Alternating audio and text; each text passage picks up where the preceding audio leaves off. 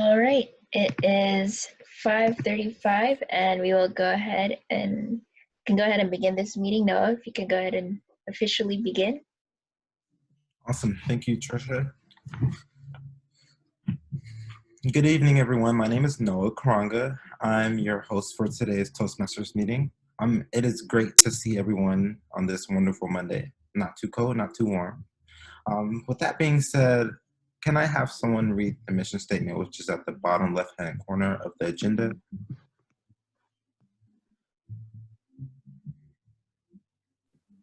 Noah, I will do it for you. Thank you.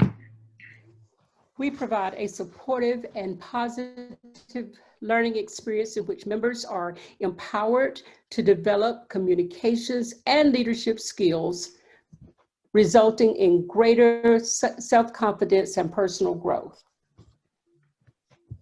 Thank you so much, Joanne. With that being said, just again, thank you everyone who was able to show up on this wonderful Monday, and I will pass it on to our president, Slate Nations. Thank you, Noah. Now, further extend that welcome to UGA Toastmasters.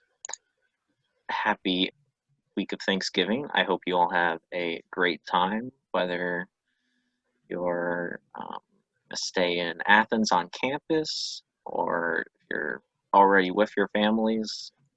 You've been there all semester.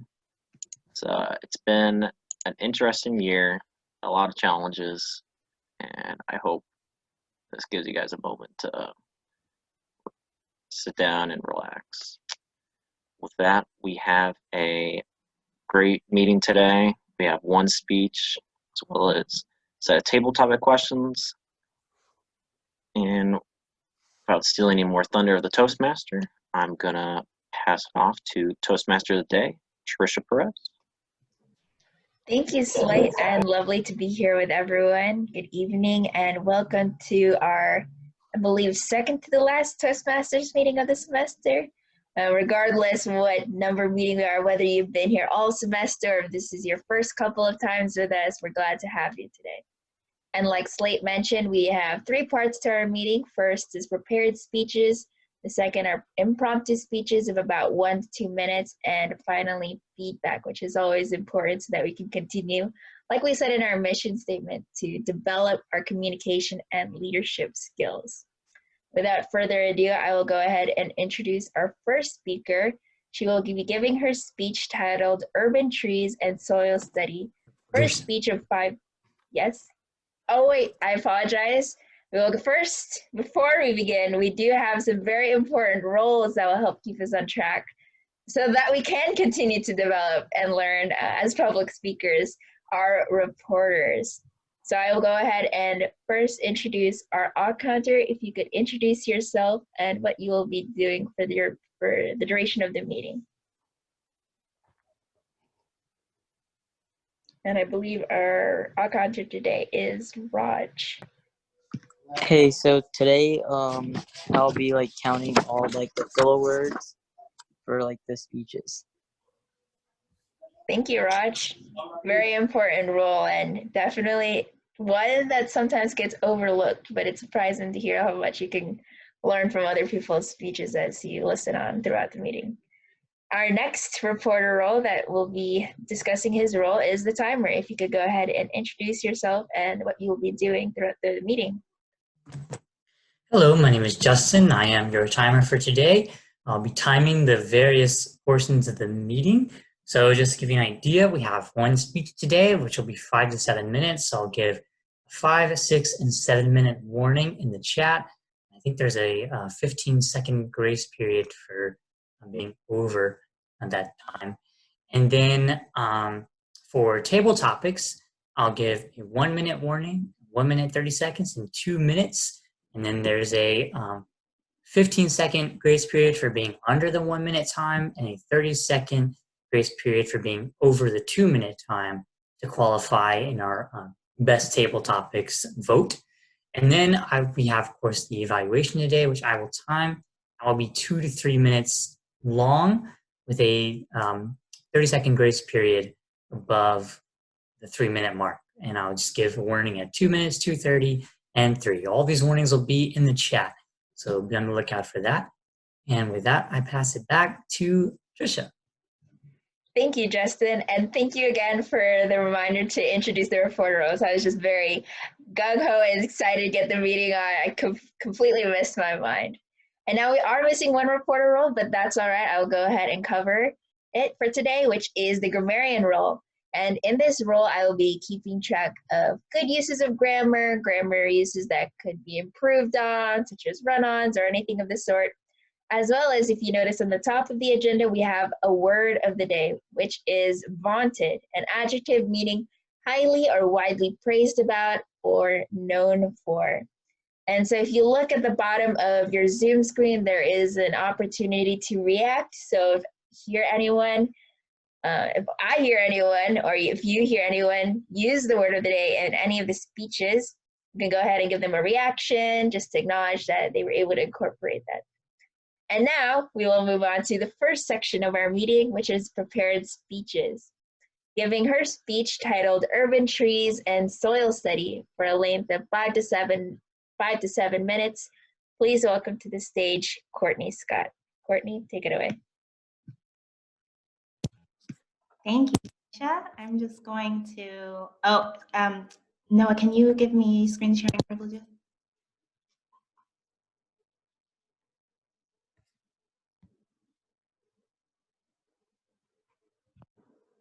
All right. Here it is.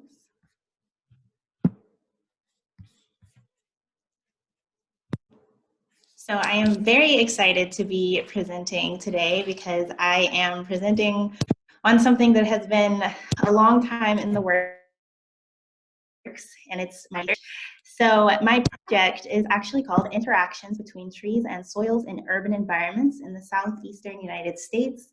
So this is not exactly the project that I'm presenting to you guys today. This is my overarching title for my research. So usually when you conduct a PhD program, you have 3 large projects. And so today I'm only going to be talking to you guys about one of those. So in previous research that I've conducted, I've looked at soil, chemical, and physical properties, but I've never studied trees before. This is the first time I've studied trees, and so I'm really excited about that, and I'm going to teach you guys a little bit about what I'm doing today. So the first thing that's important to consider for my research is urban environments. So cities don't provide the best environment for biological life to thrive, and this is because of a number of issues. It includes air and water pollution, soil contamination, soil compaction, and many other stressors that can be present. I included a picture of a house here because the research that I'm talking about today is in residential areas. And a lot of people don't usually think of residential areas of being urban, but it is peri-urban or suburban. And another thing to consider when thinking about residential areas is that usually the area is leveled and there's like a compacted surface that's put at the top layer of the earth. And so that's going to cause a lot of problems for the environment. And so usually that compacted surface is covered with either turf or foundation for a house or impervious surfaces. And so impervious surfaces is a huge part of people who are studying urban environments because they basically cover soils and prevent them from functioning naturally. They also cause the urban island heat effect, which you guys are all familiar with, even if you don't realize it. But if you've ever been in a parking lot and it's been incredibly, incredibly hot, that is because impervious surfaces absorb heat from the sun and then re-emit it up. And that causes a lot of problems for environments. It can cause a lot of problems for animals and plants and trees and, of course, soils as well. And so another thing that impervious surfaces can cause problems for is they can result in waste and wastewater ending up in our waterways. So this is an app that you can all use if you are interested in looking at the conditions of waterways in your local area. It's called How's My Waterways, and it's by the EPA. And so I did the area for my study, which is also a huge portion of Athens here. But if you look at that, if you've ever been walking along the Oconee River, you might have noticed that the waters are looking a little murky. And it's because our waters are actually impaired. So that means that they are not suitable for a lot of purposes due to contamination. And so that's been a huge problem in Athens. It's been an issue since 2014. So hopefully through organizations like Rivers Alive, we can begin to address some of the contamination happening in our rivers. But one cause of contamination in our rivers can come from septic wastewater treatment systems. And so 20% of homes in the United States do have a septic tank in them. And these are on-site wastewater treatment systems that a lot of homes have.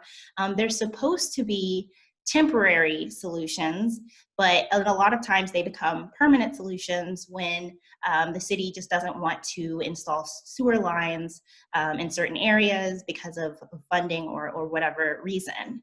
But the way that septic systems work is there's like a plumbing that comes from the home, and it takes the wastewater to the septic tank. And within the septic tank, the water and solids are separated from one another, and then anaerobic microbial processes can treat the water. And so it usually turns the nutrients in there into more available forms. And then what's really interesting about septic systems is then that wastewater effluent goes into the soils, and the soils are actually what really treats and purifies that wastewater. And so in all of these homes, it's soils that are treating the waste that we put out, which I think is really interesting and fascinating. And it's just really cool how powerful nature is. And so this map that I have along with the map that I have here is showing the risk level of different septic tanks in Athens. And so we have medium risk, medium high risk, and high risk septic systems. And that's based off of how old they are, because septic tank systems usually only last about 30 years. But if you look at this map, all those areas where it's high risk, those septic tank systems have been in use for 45 to 61 years. So that's really bad, and that can have a lot of detrimental impacts in the environment, because that wastewater effluent is not getting treated by the soils, and instead it's getting washed into other environments or into our waterways, for example, the Oconee River. And so now we're going to get into the design of my study. And so I just am going to show you guys this design real quick. So this just shows kind of what it looks like. I get permission to go onto people's properties and test their soils and their soil water.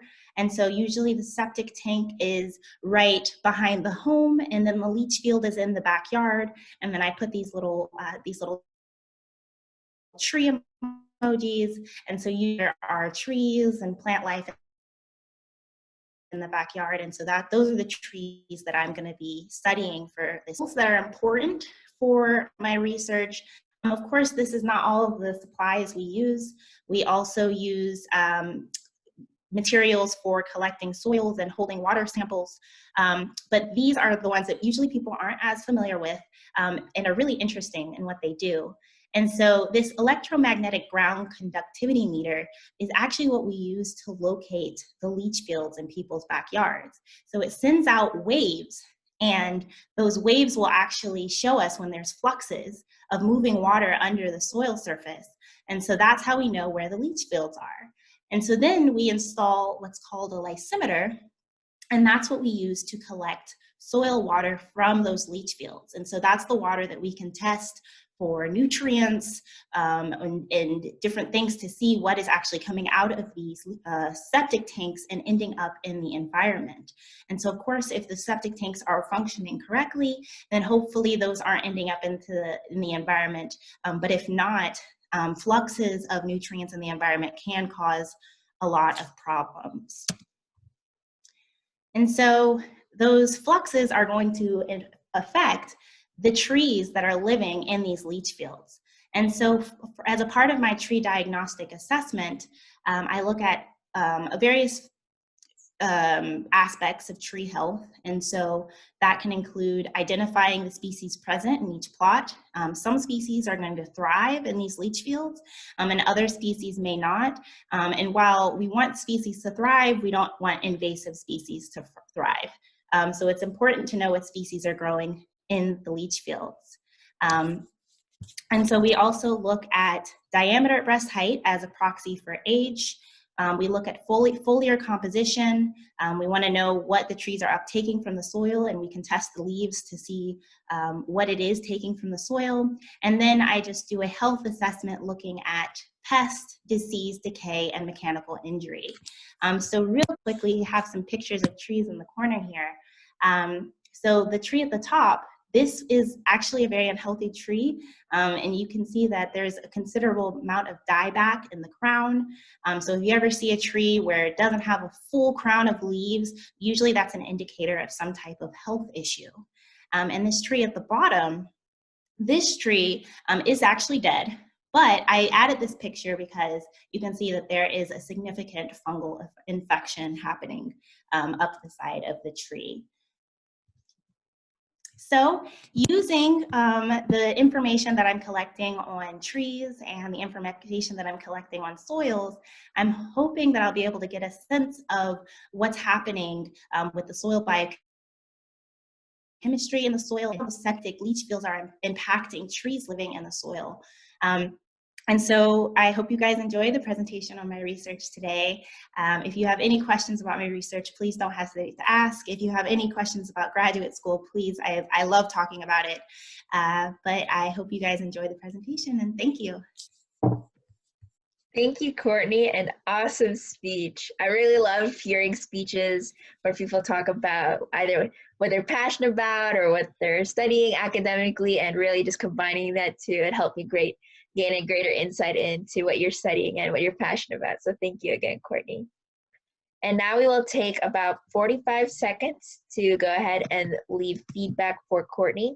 So if you look in the bottom of your screen in the chat, and then you see to everyone should be the default, you can change that everyone option to Courtney's name, Courtney Scott, and go ahead and leave her specific feedback, what you thought she did well, what you thought she could improve, what you'd like to maybe see next time, what in terms of what to incorporate. We will go ahead and take 45 seconds.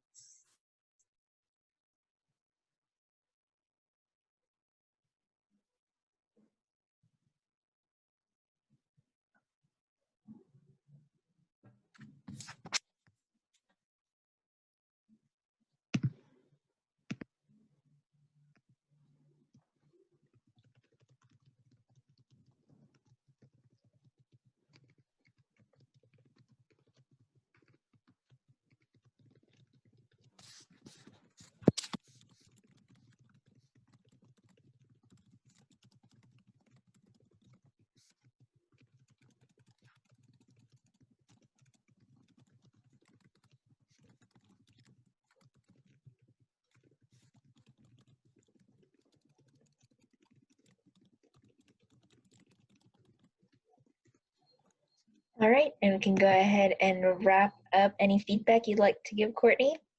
Before we move on to the next section, Justin, if you could give the final time of Courtney's speech. It was well over 9 minutes. I mean, past 7:30. So it was like close to 10, I think. Okay, and it's just good to know, even though, so for those just joining us or new to a Toastmasters meeting, typically we would go ahead and vote on the best speaker, but since we only have one prepared speech for today, by default, Courtney wins, although it wasn't quite within the time frame, so maybe not, but still an interesting topic and always good to gauge and just kind of get a feel for where the timing was. So thank you for that, Justin. And now we will go ahead and transition to the second part of our meeting, which is impromptu speeches. So I won't go ahead and take away thunder from our table topics masters. So I'll go ahead and introduce